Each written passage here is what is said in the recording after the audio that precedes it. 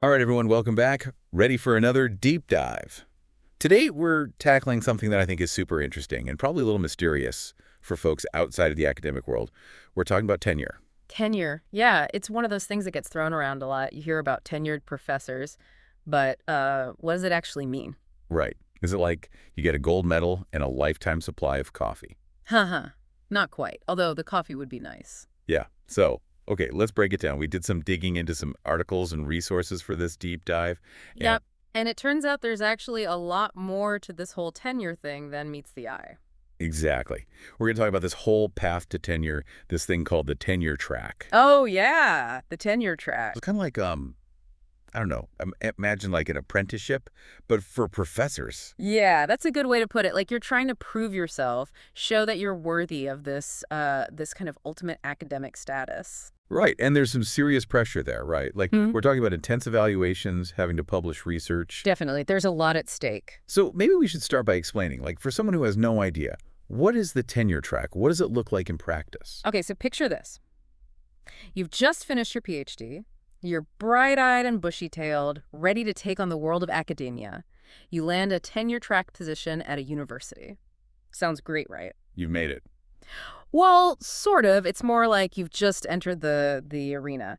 The tenure track is basically a trial period. It usually lasts about 5 to 7 years. And during that time, you are constantly being evaluated. Evaluate on what exactly? Well, pretty much everything. Yeah. You're teaching, of course. How well are you engaging students? Are you getting good feedback? Your research? Are you publishing in pop journals? Are you presenting at conferences? And then there's service to the university, serving on committees, mentoring students, all that good stuff. Whoa, whoa, whoa. Okay, so hold on. It's not enough to just be like the brilliant scholar in your field. You have to be good at teaching, publishing, and being a good university citizen. Yep, you got to do it all. And one thing that really stuck out to me in some of the stuff we read is that, especially at those big research universities, there's a ton of pressure to bring in grant money. Oh, yeah, yeah. Funding is huge. GE. Right. Like if you can show that you're able to attract funding for your research, that's a big plus. So it's kind of like a multifaceted test. Yeah, like a super professor obstacle course. And at the end of that 5 to 7 years, you face the music. The final exam. Right, a big review process, your peers, your department head, even administrators higher up, all get to weigh in on whether they think you deserve tenure. Okay, so this brings us to the big kahuna tenure. Yeah. This is like the holy grail of academia, right? Yeah, for a lot of people, it's the goal. So like, what is it? What changes? Do you get like a special parking spot or something? Haha. Well, maybe at some universities. But honestly, the main purpose of tenure is much more philosophical. It's about protecting academic freedom. Academic freedom. That sounds kind of high-minded. What does that actually mean in practice? It means that you have the freedom to research and teach whatever you want, even if it's controversial, without fear of losing your job. Oh, wow. That's actually really powerful. Like, I can imagine if you're a scientist doing research that, I don't know, maybe challenges a big industry or something, tenure could protect you from getting silenced. Exactly. That's exactly what it's for. I hadn't even thought about it that way. Or imagine a historian uncovering some sensitive historical truths that might make some people uncomfortable. Tenure ensures they can pursue that research without fear of reprisal. Okay, so that makes sense. So it's about protecting those potentially unpopular ideas, allowing for free intellectual exploration. Right. And it gives professors the space to really dive deep into their research, knowing that they're not going to be punished for, pursuing something that might ruffle some feathers. So besides that kind of like big picture freedom, what are some of the other perks of having tenure? Do you get like a raise, more vacation days? Well, a raise is definitely possible, but honestly, the biggest perk is probably job security. Once you have tenure, it's pretty much impossible to lose your job unless you do something really egregious. Wow. Ironclad job security. I could see what people would be aiming for that. Right. And beyond that, there's also a lot more influence within the university. Tenured professors have a greater say in departmental matters, curriculum development, all sorts of things. They've kind of earned their place at the table. Okay, so let's say I'm a listener. I'm hearing all this and I'm thinking, okay, I'm sold. Tenure sounds amazing.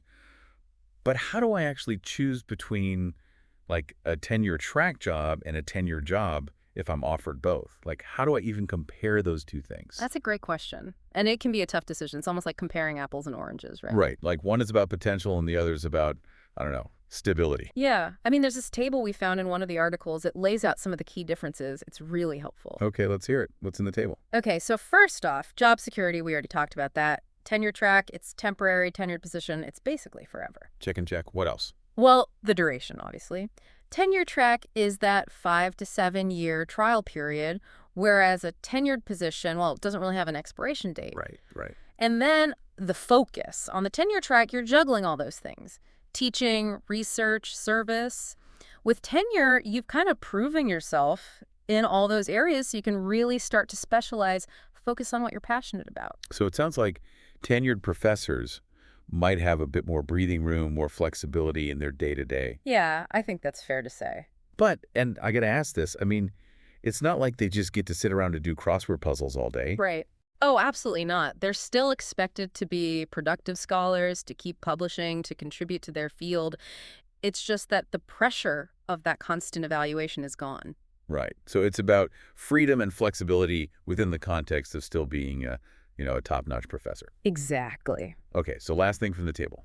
Ah, yes, the review process. We talked about how intense it can be for tenure-track professors, Yeah. right? With a tenured position, well, you've already been through the fire. You don't have to go through that same level of scrutiny every few years.